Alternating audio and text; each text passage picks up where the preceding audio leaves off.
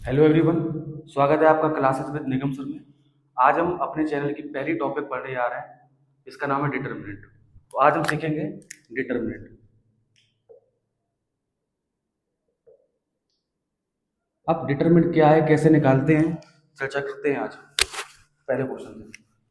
सबसे पहले तो हमको याद रखना है कि डिटर्मिनेंट निकालने की सबसे पहले जो हमारे पास मैट्रिक्स होनी चाहिए वो कि स्क्वायर मैट्रिक्स होनी चाहिए।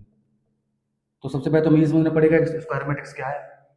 तो स्क्वायर मैट्रिक्स से पहले हमको समझना पड़ेगा कि मैट्रिक्स क्या है। मैट्रिक्स एक ऐसा अरेंजमेंट है एलिमेंट्स का।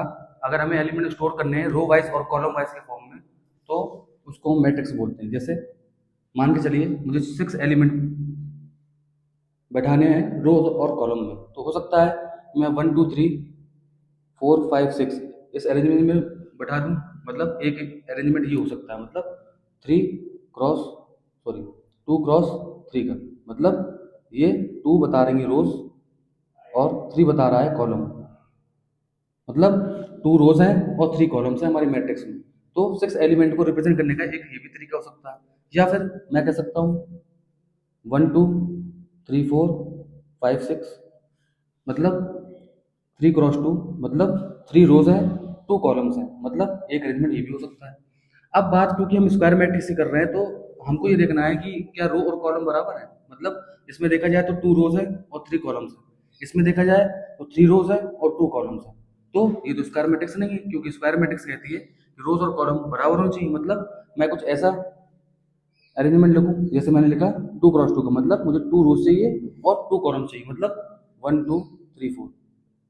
तो ये एक स्क्वायर मैट्रिक्स है। अगर मैं 3 बाई 3 में लिखना चाहता हूँ, मतलब 3 रोज और 3 कॉलम, क्योंकि मैंने बताया कि स्क्वायर मैट्रिक्स जो होती है इसमें रोज और कॉलम इक्वल होते हैं। तो अगर मैंने 3 क्रॉस 3 का ऑर्डर लिखा 1 2 3 4 5 6 7 8 9, इस टाइप से कोई अरेंजमेंट हो सकता है। तो आपको समझ में आया कि स्क्वायर मैट्रिक्स क्या है, जिसके रोज और कॉलम इक्वल हो। और ऑर्डर में कैसे लगा जाएगा, पहले रोज बाद में कॉलम। जैसे हमने ये वाला ऑर्डर लिखा 2 क्रॉस 3, मतलब इसमें क्या है 2 रोज है और 3 कॉलम्स है। 3 क्रॉस 2 लिखा, इसका मतलब क्या है 3 रोज है और 2 कॉलम्स है। 3 क्रॉस 3 लिखा मतलब 3 रोज है और 3 कॉलम्स है। जितनी रोज है अगर उतना ही कॉलम है, इसका मतलब वो स्क्वायर मैट्रिक्स है। मतलब ये स्क्वायर मैट्रिक्स नहीं है, ये स्क्वायर मैट्रिक्स नहीं है, पर ये और ये दोनों मैट्रिक्स स्क्वायर मैट्रिक्स है। क्यों? क्योंकि यहाँ पर number of rows equal to number of columns है। तो अभी पहली टॉपिक तो डिटरमिनेंट पढ़ने से पहले हमें पता चल गया कि डिटरमिनेंट निकालते हैं स्क्वायर मैट्रिक्स का।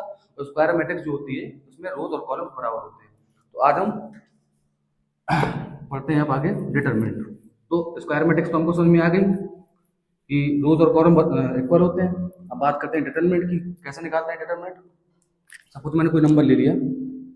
देखिए वैसे मैट्रिक्स का रिप्रेजेंटेशन मैं आपको बता देता हूँ। जैसे मैं 3 क्रॉस 3 की मैट्रिक्स लिख रहा हूँ, 3 क्रॉस 3 की, मतलब 3 रोज होंगे और कॉलम होंगे। मान चलिए मैंने लिखे 1 2 3 4 5 6 और 7 8 9। अब मुझे पता चलेगा कि ये जो स्क्वायर मैट्रिक्स है, अब इसके एलिमेंट कैसे होते हैं। एलिमेंट होते हैं ए आई जी के फॉर्म में। मतलब अगर बोलूँ मैट्रिक्स को मैं रिप्रेजेंट करता हूँ इस टाइप से, ए आई जे, और इसका ऑर्डर होता है सपोज एम क्रॉस एन, मतलब एम बताएंगे रोज को और एन बताएंगे नंबर ऑफ कॉलम्स को। तो ए आई जे मतलब क्या है, आई रो इंडेक्स को रिप्रेजेंट करेगा, जे कॉलम इंडेक्स को रिप्रेजेंट करेगा। इसका मतलब क्या है, अगर मैं 3 क्रॉस 3 की मैट्रिक्स को लिखना चाहता हूँ इस रिप्रेजेंटेशन में, तो जैसे मैंने लिखा ए आई जे, ये मैट्रिक्स है, इसका ऑर्डर क्या हो गया एम क्रॉस एन। अब मुझे इस फॉर्म में लिखना है। इसका मतलब क्या, मैंने बताया कि ये रो इंडेक्स को रिप्रेजेंट करेगा, ये कॉलम इंडेक्स को रिप्रेजेंट करेगा। इसका मतलब क्या है, अगर मैं यहाँ पे पहला एलिमेंट लिखना चाहता हूँ तो पहला, अगर मैं 1 को रिप्रेजेंट करना है इस फॉर्म में, तो मैं कैसे लिखूंगा, पहली रो और पहले कॉलम का एलिमेंट है, मतलब पहली रो पहले कॉलम का एलिमेंट है, तो एलिमेंट हो गया A11। अब ये पहली रो सेकेंड कॉलम का एलिमेंट है, इसका मतलब क्या हो गया A12। मतलब अब अगर तीसरे एलिमेंट का लिखना है तो ये पहली रो को और तीसरे कॉलम का एलिमेंट है, मतलब A13। इस प्रकार से आप समझ गए होंगे। इसको कैसे रिप्रेजेंट करूंगा, A21 से। क्यों? क्योंकि टू दूसरी रो और पहले कॉलम का ही एलिमेंट है। इसी प्रकार से A22 मतलब दूसरी रो दूसरी कॉलम का एलिमेंट है, मतलब ऐसे यहाँ A23 आ जाएगा, A31 आ जाएगा, A32 आ जाएगा, A33 आ जाएगा। अब सबसे पहले 3 क्रॉस 3 मैट्रिक्स का हम निकालना है डिटरमिनेंट।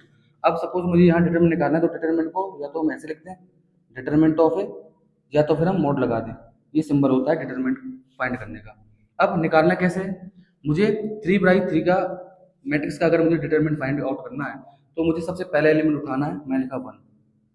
फिर जिस एलिमेंट का मैंने उठाया भी लिखा, उसकी रोज और कॉलम को हाइड कर लेना है, बचे हुए पार्ट का डिटरमिनेंट निकालूंगा। अब 2x2 मैट्रिक्स की डिटरमिनेंट कैसे निकालते हैं, पहले लेफ्ट साइड से प्रोडक्ट करेंगे माइनस राइट साइड से प्रोडक्ट करेंगे, मतलब ऐसे। तो मतलब 1 एलिमेंट उठाया, क्या हो जाएगा 9 × 5 माइनस 8 × 6। फिर मुझे क्या करना है, दूसरा एलिमेंट उठाना है नेगेटिव साइन से, मतलब -2 लिखूंगा। फिर दूसरे कॉलम को हाइड किया और पहली रो को हाइड किया, तो एलिमेंट कौन बचे 4 6 7 9, 7 और 9। कैसे लिखूंगा 4 × 9 माइनस 7 × 6।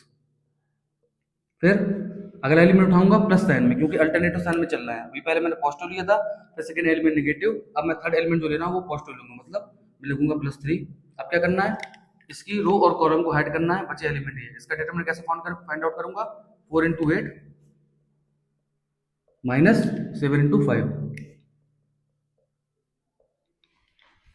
तो अब इसको कैलकुलेट कर लेते हैं, 45 माइनस 48 -2 36 माइनस 42 +3 32 माइनस 35। इस ये आएगा -3 -2, ये कितना हो जाएगा -6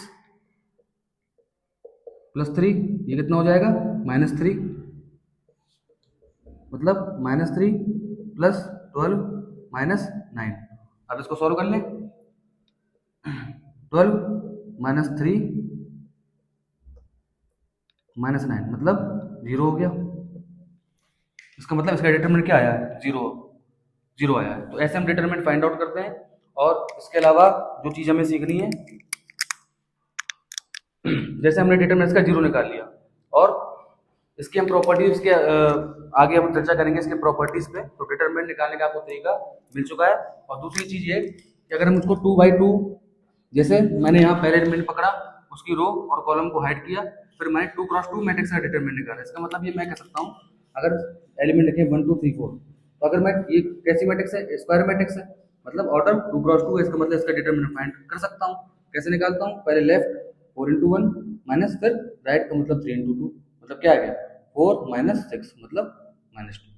तो मतलब हम 2x2 और 3x3 की मैट्रिक्स का डिटरमिनेंट निकालना फाइंड कर चुके हैं। अब दूसरी बात ये, अगर आपको इस रिप्रेजेंटेशन में आपको समझना है कि कैसे कैसे डिटरमिनेंट निकाला, तो मैंने क्या बोला, पहला एलिमेंट उठाते हैं मतलब a11, फिर क्या करता हूँ, रो और कॉलम को हाइड कर लेता हूँ, फिर बचे हुए 2x2 का डिटरमिनेंट निकालता हूँ। तो क्या मैं ऐसे लिख सकता हूँ, a22 a23 a32 और a33, फिर माइनस लिखता हूँ सेकेंड एलिमेंट। अब फिर मुझे क्या करना होता है, इसका कॉलम इसकी रो को हाइड किया, कौन से एलिमेंट बचे, a21 a23 और a31 a33, मतलब 2x2 का डिटरमिनेंट। अब कौन सा बचा एलिमेंट, a13, इसको कैसे लिखूंगा, इसकी रो इसकी कॉलम को हाइड किया, क्या बचा, ये 2x2 की मैट्रिक्स, मतलब a21 a22 a31 और a32। मतलब अब मुझे पता है डिटरमिनेंट कैसे निकालते हैं, a11 पहले लेफ्ट से, a22 multiply a33 minus a23 multiply a32, फिर माइनस a12, कैसे लिखूंगा, a21 a33 minus a23 multiply a31, फिर कैसे लिखूंगा, a13 a21 multiply a32 minus a22 multiply a31। बस आप सॉल्व कर सकते हैं। तो आज के लिए इतना ही।